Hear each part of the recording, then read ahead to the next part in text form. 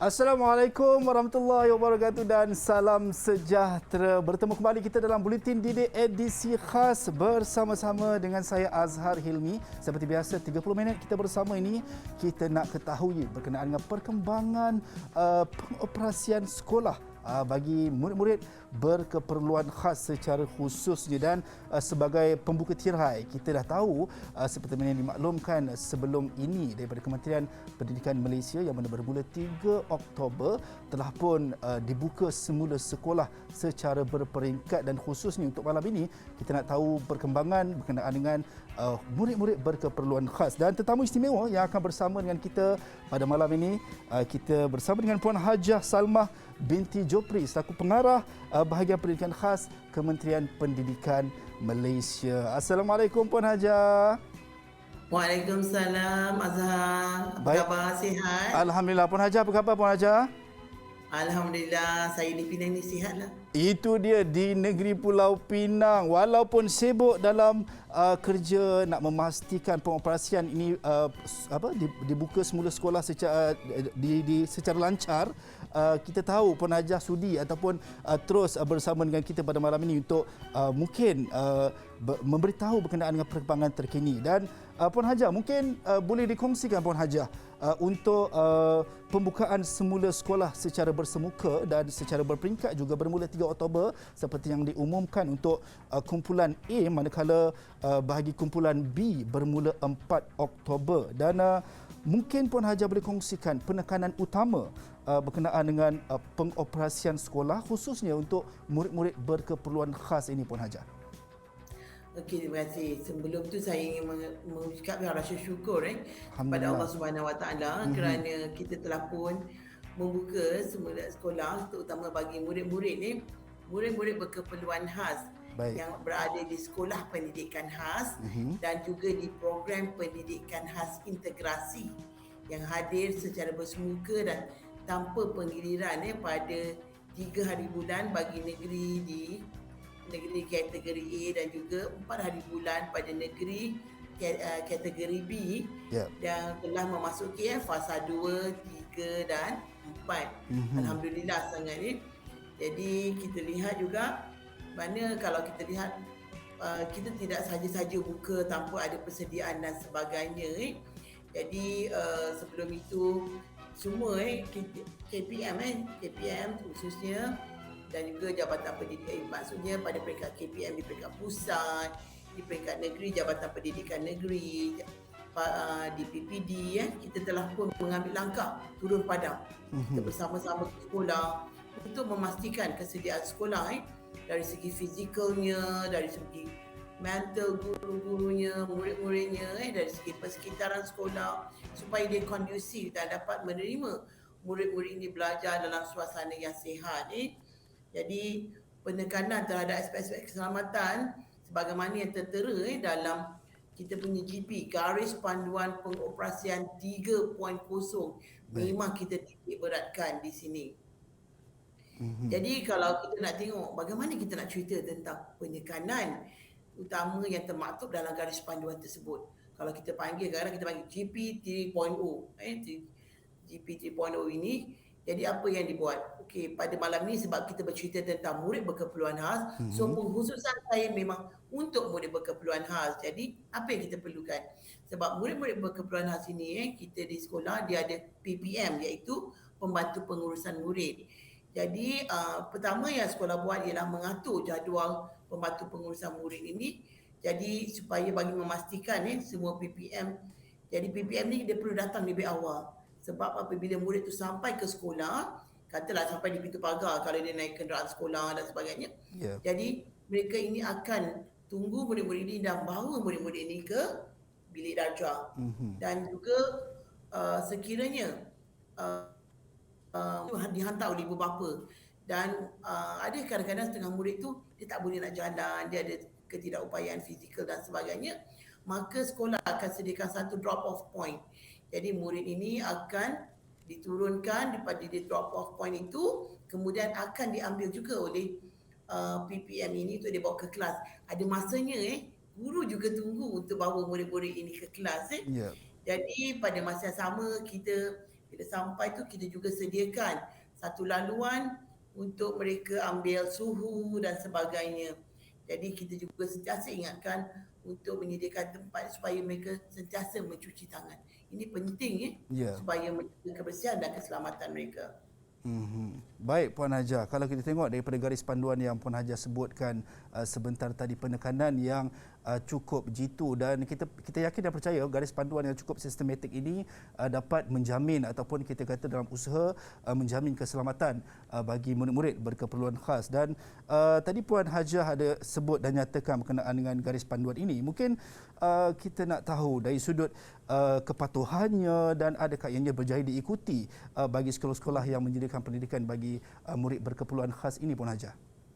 Okey, dari segi pematuhan bila kita lihat berita cerita tentang pematuhan ini, kita melihat bagaimana sekolah membaca, memahami garis panduan itu dan melaksanakan apa-apa di sekolah itu berdasarkan kepada garis panduan itu. Tapi pada masa yang sama kadang-kadang berlaku ketidakfahaman.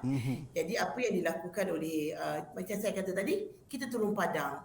Kita bantu sekolah, kita terangkan pada sekolah apa yang perlu dilakukan dan sebagainya. Jadi macam contoh hari pertama bila kita menyimak di sekolah, contoh yang paling mudah ialah yang jadi macam kita selalu cerita tentang langsir. Jadi kita maklumkan bahawa langsir itu hendaklah diturunkan. Kenapa langsir nak diturunkan? Supaya ada pengudaraan yang baik. Kadang-kadang ada juga di sekolah kita dapati bahawa mungkin ruang tu tak besar, jadi dia akan pasang board papan-papan kenyataan yang menutupi, kadang-kadang menutupi ruang-ruang tingkap dan sebagainya. Maka kita nasihatkan kepada sekolah bahawa mereka perlu mengalihkan bagi memastikan pengudaraan itu dapat berlaku dengan baik. Jadi kita memang memastikan pemantauan ini bukan hanya berlaku pada sebelum hari itu, masa pembukaan sekolah, dan sekarang juga masih berlaku. Kita masih melaksanakan pemantauan ini. Sebab kita sentiasa memberi khidmat bantu kepada sekolah. Bila kita turun sekolah tu bukan kita nak pergi marah sekolah ke apa, tak, tapi kita memberi khidmat bantu dan nasihat kepada sekolah. Baik, itu dia. Kita tahu berkenaan dengan bagaimana pematuhan dari sudut pelaksanaan garis panduan yang dinyatakan oleh Puan Haja sebentar tadi. Dan sebentar sahaja lagi kita nak tahu daripada Puan Haja. Saya difahamkan untuk murid-murid berkeperluan khas ada juga yang tinggal ataupun duduk di asrama, dan mungkin kita nak tahu dari sudut pelaksanaan kemasukan murid berkeperluan khas yang tinggal di asrama ini sebentar sahaja lagi. Jadi kita nak berhenti rehat sebentar, Puan Haja. Anda semua jangan ke mana-mana, kembali selepas ini dalam Buletin Didik edisi khas.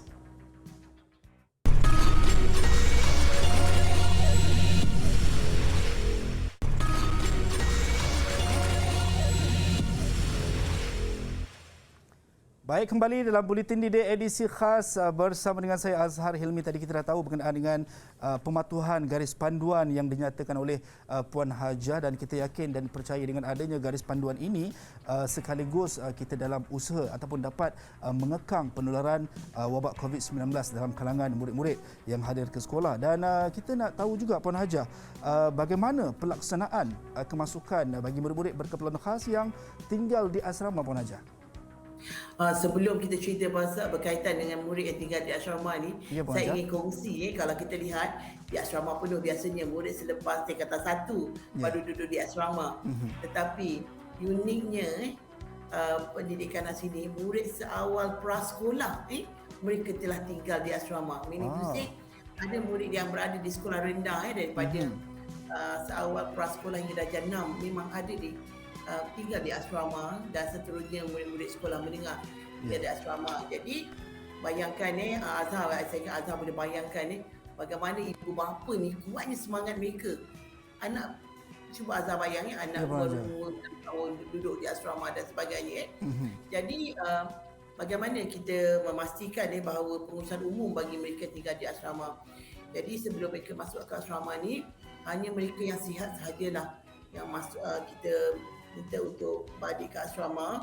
Jadi maksudnya murid-murid ini tidak dalam keluarga mereka sebelum mereka balik itu dalam keadaan keluarganya kena kuarantin ke disebabkan oleh ada COVID-19 COVID-19 dan sebagainya, atau dia panggil kontak rapat kan. Untuk tujuan itu kita ada sediakan borang iaitu borang akuan pengisytiharan kesihatan. Baik. Jadi mereka perlu isi borang ini dan menyatakan bahawa mereka memang bersedia dan sihat untuk balik ke asrama pada masa yang sama. Bagaimana mereka nak balik ke asrama? Baik. Jadi pihak sekolah kita menyediakan kenderaan sekolah untuk balik ke asrama mengambil mereka.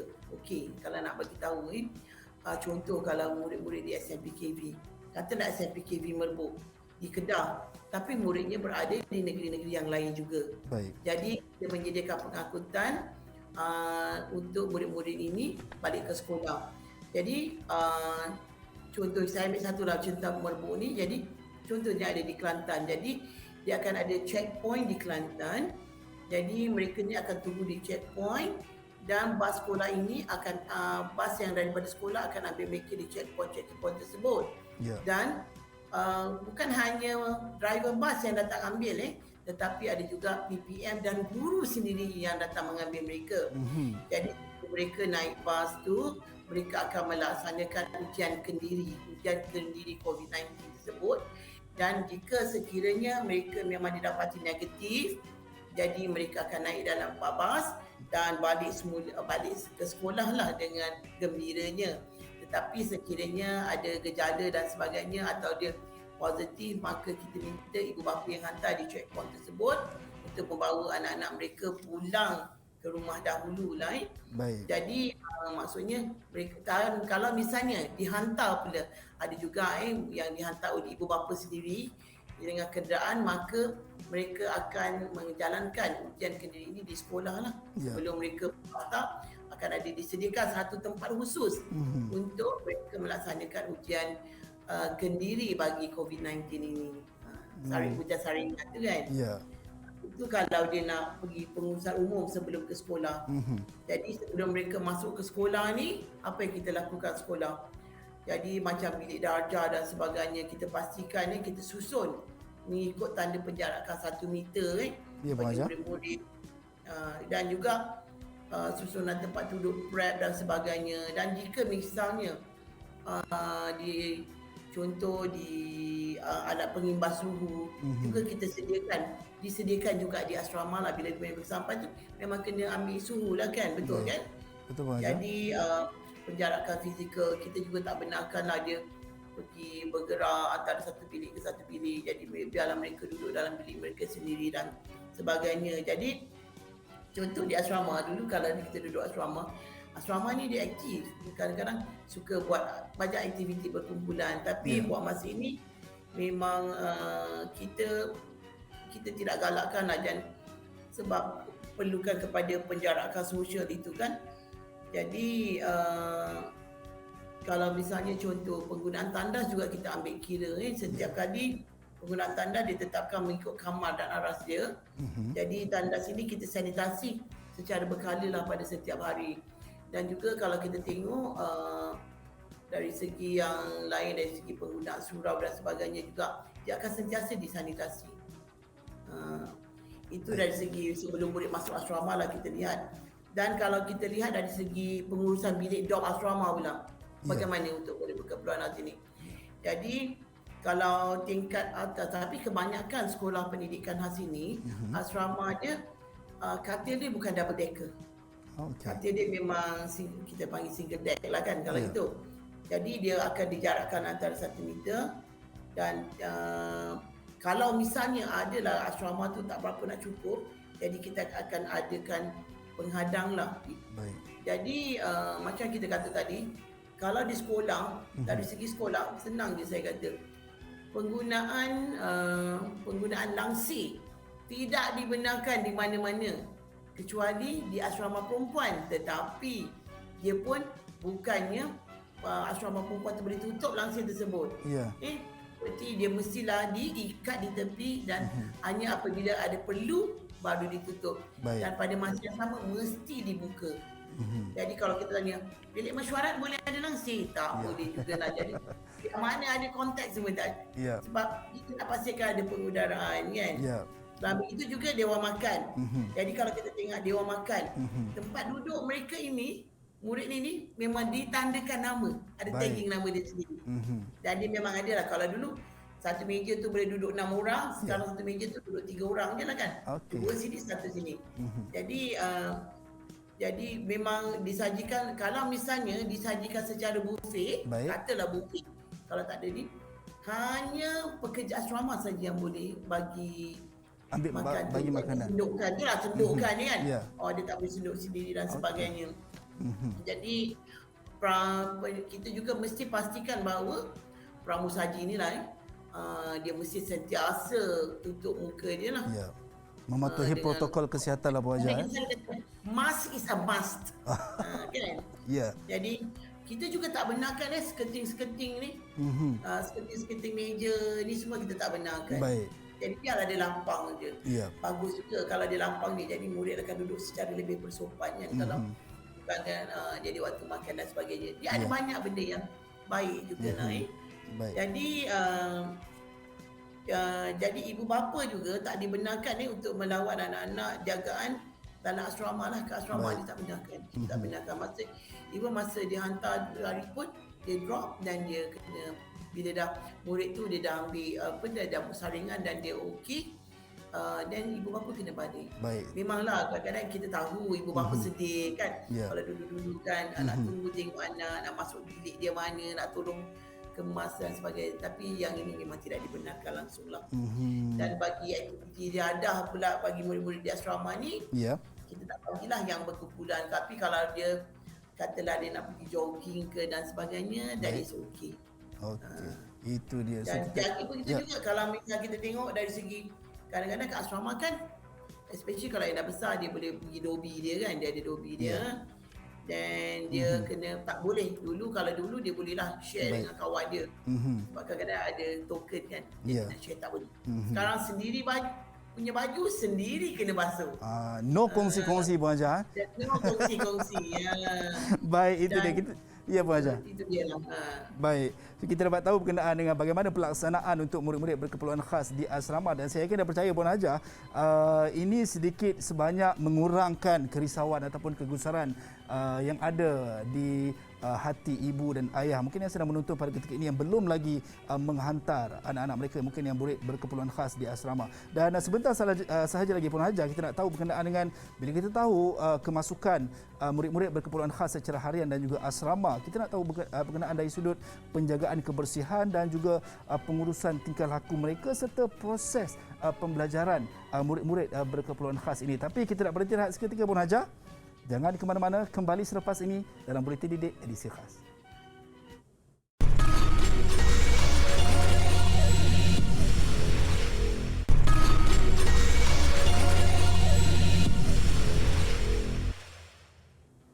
Baik, kembali dalam Buletin Didik edisi khas. Sebentar tadi kita dah tahu berkenaan dengan pelaksanaan kemasukan bagi murid berkeperluan khas bagi mereka yang tinggal di asrama, dan juga secara harian pun kita dah tahu bagaimana pelaksanaannya. Dan sekarang ni Puan Haja, kita nak tahu dari sudut penjagaan kebersihan, pengurusan tingkah laku mereka serta bagaimana pelaksanaan proses pembelajaran bagi murid berkeperluan khas ini Puan Haja. Okey, untuk makluman seperti biasa, bila kita cerita tentang pengurusan kediri dan kebersihan ni, maka memang cikgu ni dia sentiasa galakkan murid-murid dia bila buat aktiviti cuci tangan dengan sabun ataupun menggunakan sanitasi. Tapi ada banyak murid dia suka pakai sabun dengan air.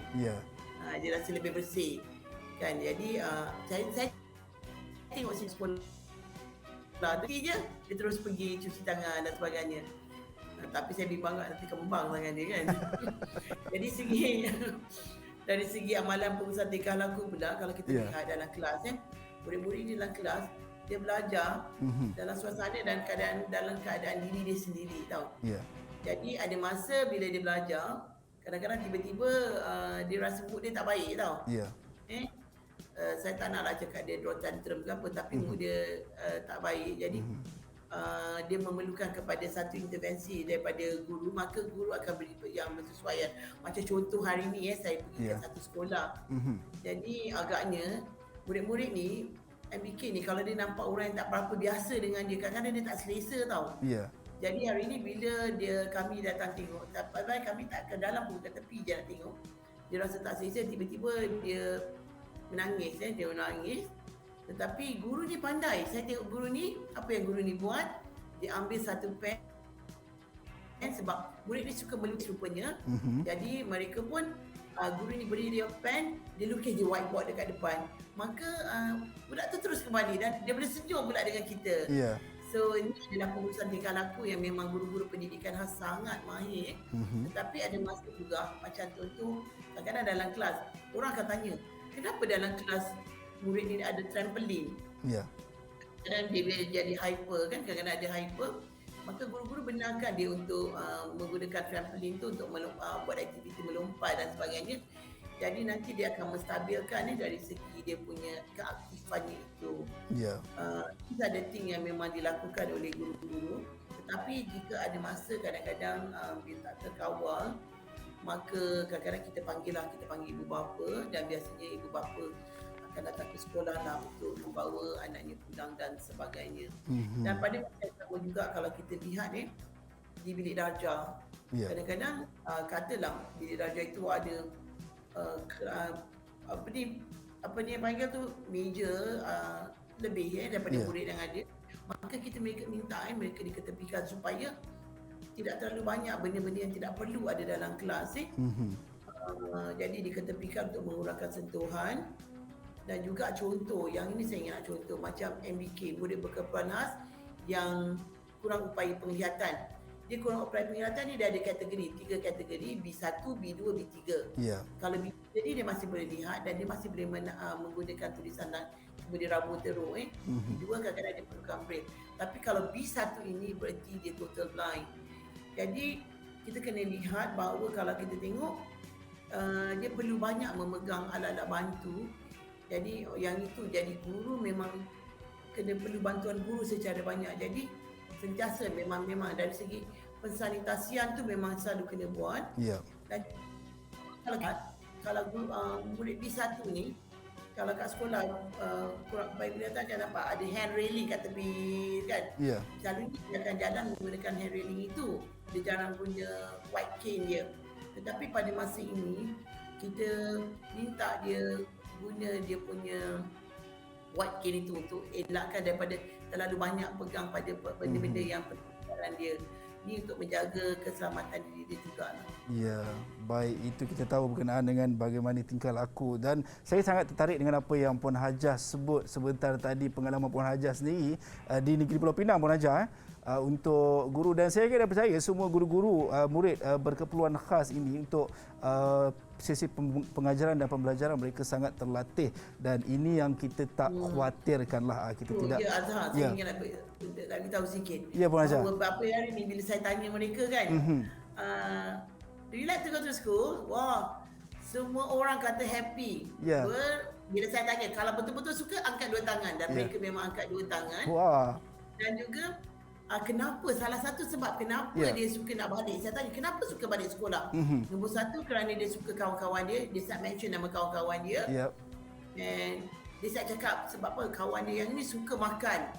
Makan tidur, dia kata. Okey, kemudian salah satu lagi sebab dia kata kenapa? Kerana dia rindu pada guru-guru dia. Itu memang menyentuh hati saya lah. Dan dia tunjuk guru yang dia rindukan itu juga. Jadi hati saya tersentuh hari ini. Ya, dan saya yakin dan percaya Puan Hajah, sebenarnya semua murid-murid dari seluruh negara merindui suasana di sekolah untuk kembali ke sekolah. Tapi persoalannya Puan Hajah, untuk mereka yang telah pun kembali ke sekolah bermula 3 hingga 4 Oktober yang lalu, merasai keseronokan ataupun kegembiraan tersebut. Bagaimana pula Puan Hajah untuk murid-murid berkeperluan khas yang tidak dapat hadir ke sekolah, mungkin atas faktor kesihatan dan sebagainya. Jadi kita sedia maklum dalam garis panduan dinyatakan mereka akan mengikuti PDPR. Jadi bagaimana pelaksanaan PDP bagi murid berkeperluan khas yang tidak dapat hadir ke sekolah ni, Puan Hajah? Di sini saya ingin jelaskan sedikit. Kita tahu bahawa murid berkeperluan khas ini yang berada di SPK dan juga di PPKI, mereka hadir ke sekolah tanpa penggiliran. Baik. Belajar secara berguna tanpa penggiliran. Jadi bagi mereka kadang-kadang ada masalah kesihatan yang agak lama, dia akan takkan datang ke sekolah dalam tempoh yang lama. Jadi maka apa yang dilakukan oleh pihak sekolah, mereka boleh membekalkan membekalkan bahan-bahan pembelajaran ni, Baik. dan ibu bapa akan bantu untuk anak-anak ini belajarlah. Dan pada masa yang sama, jika mereka memerlukan alat-alat, contoh kalau katalah kurang upaya penglihatan, kadang-kadang dia orang perlukan braille, mesin braille dan sebagainya, mereka boleh, sekolah akan meminjamkan untuk kegunaan di rumah. Baik. Dan pada masa yang sama dia akan berinteraksi dengan guru lah apabila ada keperluan, murid akan berinteraksi dengan guru, dan kadang-kadang guru akan berinteraksi dengan murid lah. Tetapi dari segi PGPR itu tidak ada secara macam yang ada berlaku untuk yang kes-kes yang ada penggiliran, sebab mereka memang perlu datang sekolah secara sepenuhnya. Jadi kalau mereka belajar secara kendirilah di rumah tersebut. Ya, itu dia. Dan Puan Hajah, sebenarnya saya sangat teruja dengan apa yang Puan Hajah sebut ataupun nyatakan sebentar tadi, dan ini kita dapat lihat bagaimana Kementerian Pendidikan Malaysia sendiri merancang dengan begitu teliti dalam memastikan pendidikan murid-murid dari seluruh negara terjamin walaupun kita berdepan dengan pandemik COVID-19 ini. Baik Puan Hajah, sedar tak sedar Puan Hajah, kita dah hampir sampai ke penghujung rancangan kita dalam Buletin Didik edisi khas ini, dan mungkin sebagai rumusannya Puan Hajah, pesanan akhir Puan Hajah untuk ibu bapa dan juga murid-murid yang sedang menonton pada ketika ini. Mungkin ada yang masih lagi belum menghantar atas faktor risau dan sebagainya. Mungkin Puan Hajah ada pesanan untuk semua yang menonton, insya-Allah, silakan. Terima kasih Azhar. Jadi saya ingin bercakap kepada ibu bapa khususnya yang masih lagi mengambil sikap pandang lihat dulu. Jadi saya ingin maklumkan bahawa Kementerian Pendidikan mengambil langkah berjaga-jaga, semua memberi perhatian serius dengan wujudnya garis panduan bagi memastikan bahawa sekolah merupakan satu kawasan yang selamat untuk murid-murid mereka berada. Jadi tuan-tuan dan puan-puan bagi memastikan kepentingan pendidikan anak-anak itu tidak terjejas, maka mereka saya ingat mereka boleh hantar ke sekolah. Jadi sebab especially murid berkeperluan kat sini, sebab proses intervensi dan sebagainya dia lebih berkesan jika dilaksanakan secara bersemuka. Jadi harapan saya supaya pada minggu-minggu akan datang peratus kehadiran murid berkeperluan kat sini terus meningkat. Dan kita nampak juga ada peningkatan dari hari ke hari, daripada 3 hari bulan, dan hari ini adalah 7 hari bulan. Itu dia, Azhar. Itu dia. Baik, kita dah ucap jutaan terima kasih kepada Puan Hajah Salma binti Jopri selaku pengarah bahagian pendidikan khas Kementerian Pendidikan Malaysia, dan kami di Didik TV KPM juga mengucapkan semoga terus maju dan juga terus berjaya dalam memastikan institusi pendidikan negara kita terus terjamin dan terbela, dan yang pastinya murid-murid kita dapat ataupun kita kata meneruskan sesi pembelajaran dan juga pengajaran mereka. Dan sekali lagi kita ucap jutaan terima kasih kepada Puan Hajah atas kesudian bersama dengan kita pada malam ini, dan kepada anda semua jangan lupa untuk terus setia bersama kami di Didik TV KPM. Sampai berjumpa lagi. Assalamualaikum dan salam sejahtera.